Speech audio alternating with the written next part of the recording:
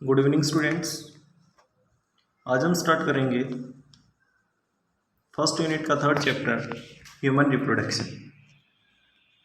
तो इस चैप्टर के अंदर हम जानेंगे कि जो ह्यूमन बीइंग है उस ह्यूमन बीइंग के अंदर किस तरीके से रिप्रोडक्शन होती है, मीन्स वो न्यू इंडिविजुअल्स को किस तरीके से बोध करेगा। तो इस चैप्टर के अंदर ह्यूमन रिप्रोडक्शन से रिलेटेड जो टोटल हमारे पास फिनोमिनन्स हैं वो यहाँ पे क्लियर होंगे।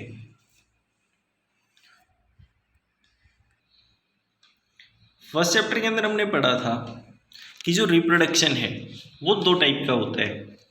एक होता है एसेक्सुअल रिप्रोडक्शन और दूसरा होता है सेक्सुअल रिप्रोडक्शन।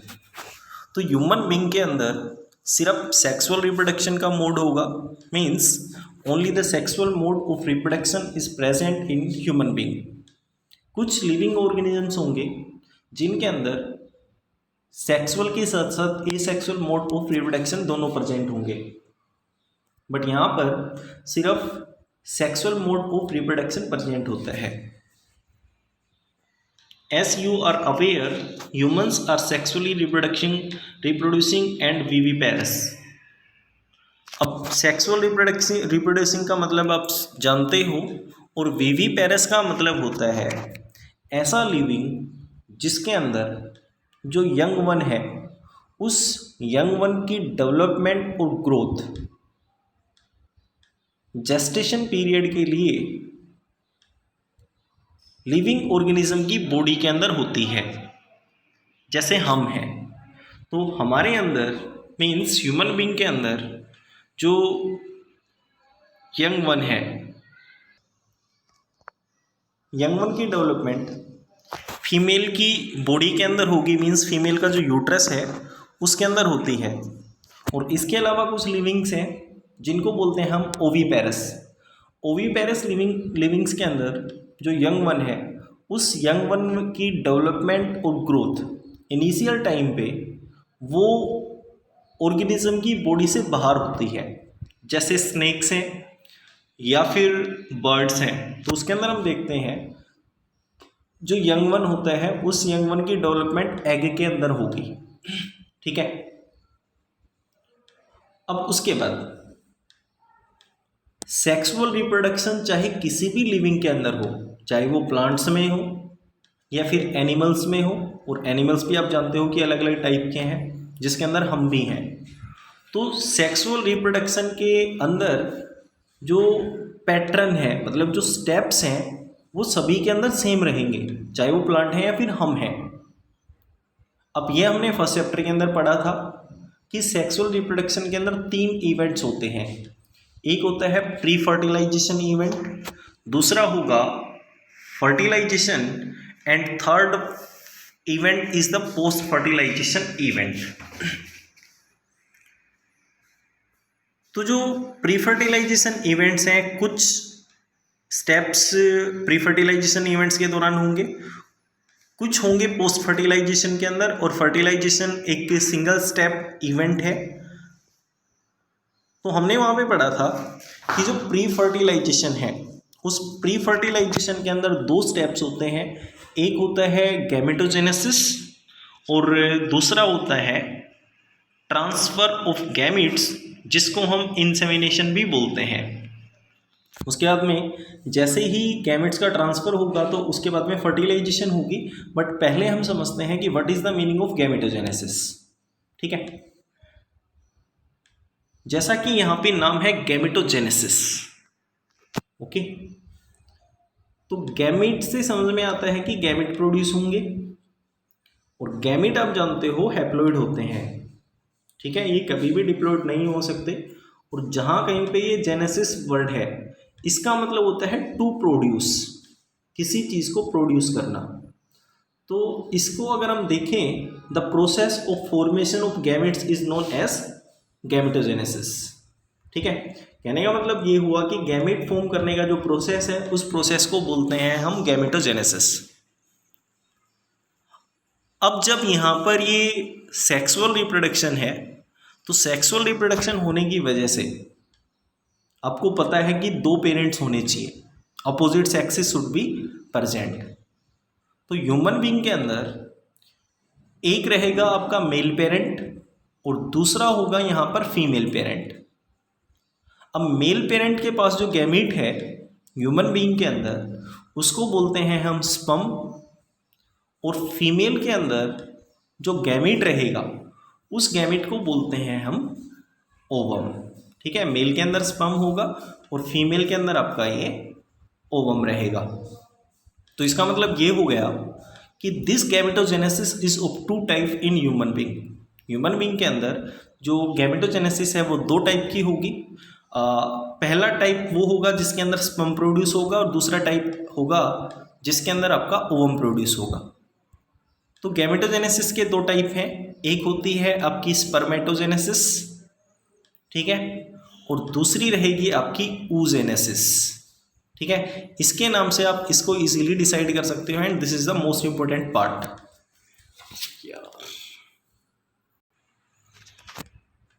तो यहाँ पे जो हमारे पास स्पर्मेटोजेनेसिस है उस स्पर्मेटोजेनेसिस के थ्रू स्पर्म प्रोड्यूस होगा और oogenesis के थ्रू फीमेल की बॉडी के अंदर जो ओवम है उसकी प्रोडक्शन होगी।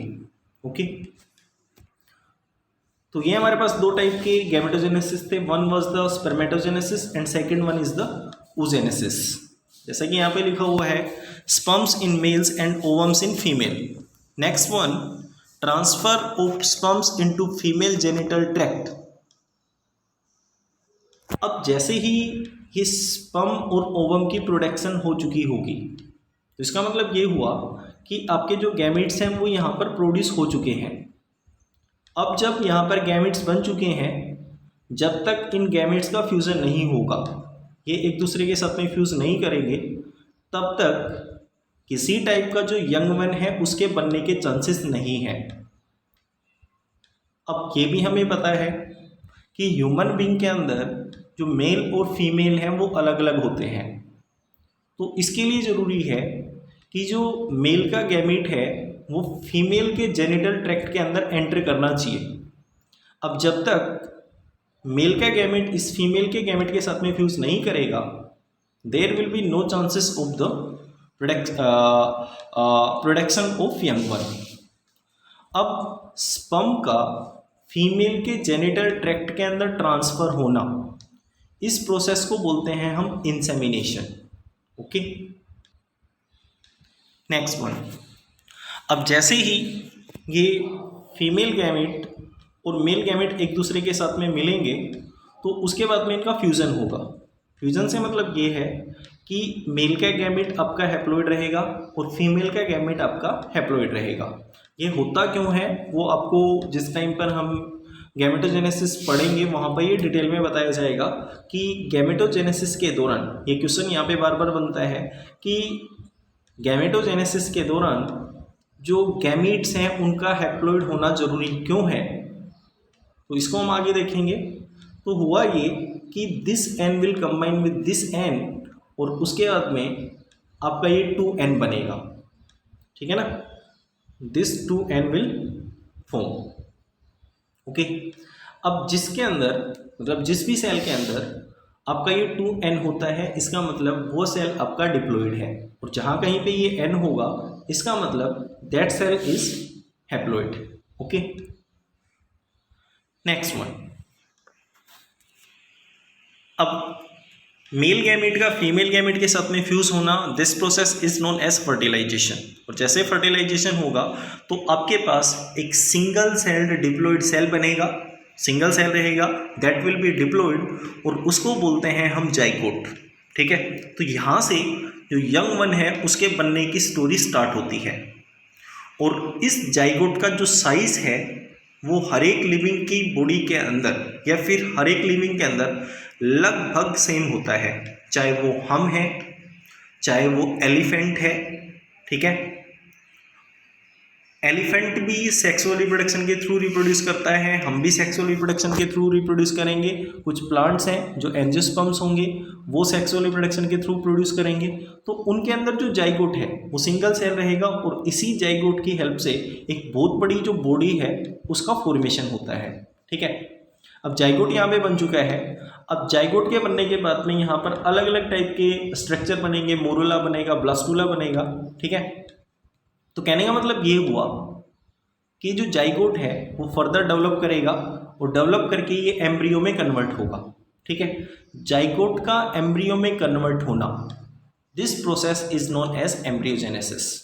ठीक है, this is followed by formation and development of blastocyst and its attachment to the uterine wall is known as implantation. देखिए हुआ ये कि जाइगोट ब्लास्टोसिस्ट के अंदर कन्वर्ट हो चुका है और जैसे ही ब्लास्टोसिस्ट के अंदर कन्वर्ट हो जाएगा तो उसके बाद में होगा ये कि जो फीमेल की यूट्रस है उस यूट्रस के साथ में ये अटैच करेगा।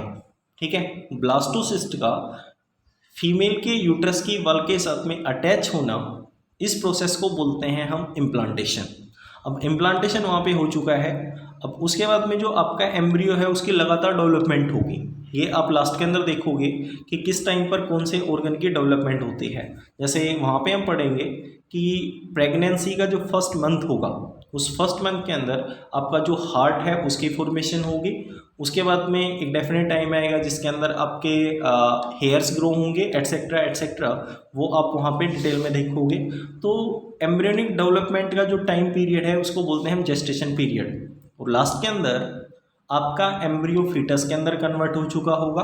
ठीक है, ये कंप्लीट तरीके से मतलब इसके बॉडी के जो टोटल ऑर्गन्स हैं वो वहाँ पे बन चुके होंगे। और लास्ट के अंदर आपका जो बेबी है वो फीमेल की बॉडी से डिलीवर होकर आउटर वर्ल्ड में आ जाता है। उस प्रोसेस को बोलते हैं हम पार्चुरेशन। ठीक है, तो इस तरीके से ये हमारा सेक्सुअल रिप्रोडक्शन के जो स्टेप्स हैं ह्यूमन बीइंग के अंदर वो मैंने आपको बताए हैं। उसके बाद फर्स्ट चैप्टर में आपने पढ़ा था कि किसी भी लिविंग की जो लाइफ स्पेन है उस लाइफ स्पेन के अंदर कुछ स्टेजेस आती हैं, कुछ फेजेस आते हैं। जैसे सबसे पहला फेज होगा आपका juvenile phase, second one is the reproductive phase, third one is senescent phase and last one is the death. ठीक है, तो अब क्वेश्चन ये है कि जो ह्यूमन बीइंग है वो ह्यूमन बीइंग रिप्रोड्यूस करेगा कब। ठीक है, अब ह्यूमन बीइंग या फिर कोई भी लिविंग रिप्रोडक्शन तब कर सकता है जब वो अपने जुवेनाइल फेज को कंप्लीट करने के बाद रिप्रोडक्टिव फेज के अंदर एंटर कर जाए। और जब तक वो रिप्रोडक्टिव फेज के अंदर एंटर नहीं करेगा तब तक यहाँ पर किसी टाइप का जो रिप्रोडक्शन है वो नहीं हो सकता। तो ह्यूमन बीइंग के अंदर जो रिप्रोडक्शन है वो होता है जैसे ही लिविंग, मतलब जैसे ही ह्यूमन बीइंग प्यूबर्टी को अटेन करे। ठीक है, जब तक वो प्यूबर्टी को अटेन नहीं करेगा तब तक वो किसी टाइप का जो रिप्रोडक्शन है वो नहीं कर सकता। अब प्यूबर्टी से मतलब है कि मेल के अंदर और फीमेल के अंदर रिप्रोड्यूस करने की एबिलिटी हो। अब फीमेल के अंदर जो रिप्रोड्यूस करने की एबिलिटी है वो होती है 11 से लेकर 13 की एज तक।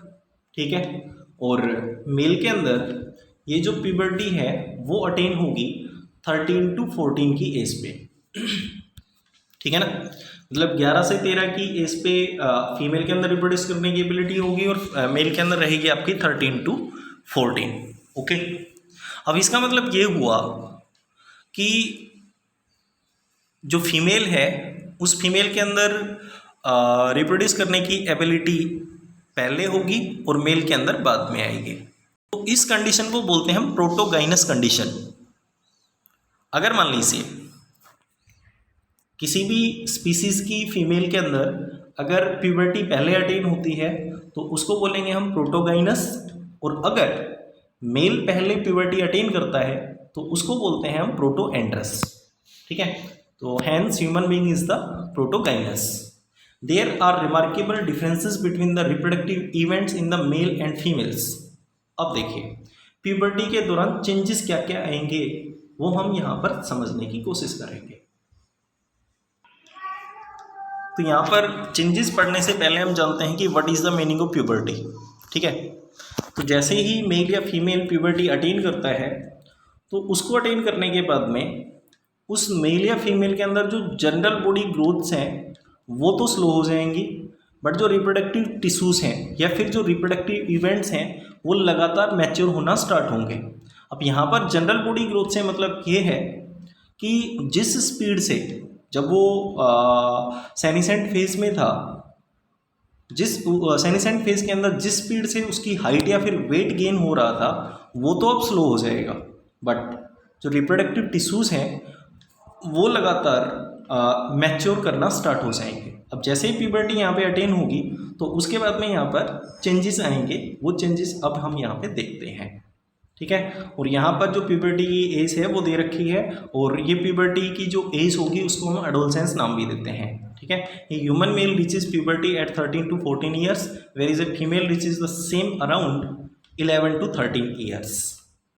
तो देखिए यहाँ पर चेंजेस क्या क्या आएंगे। मेल के अंदर जो चेंजेस होंगे वो होंगे thick hair growth under armpits and genital area. Armpits के और जेनिटल एरियाज के अंदर जो थिक हेयर्स हैं वो लगातार ग्रो करना स्टार्ट करेंगे। फेस के ऊपर जो हेयर्स हैं वो आएंगे, वॉइस चेंज होगी, और इसके अलावा ओकेजनल पेनिस एनलार्जमेंट होगा। Next one is the female.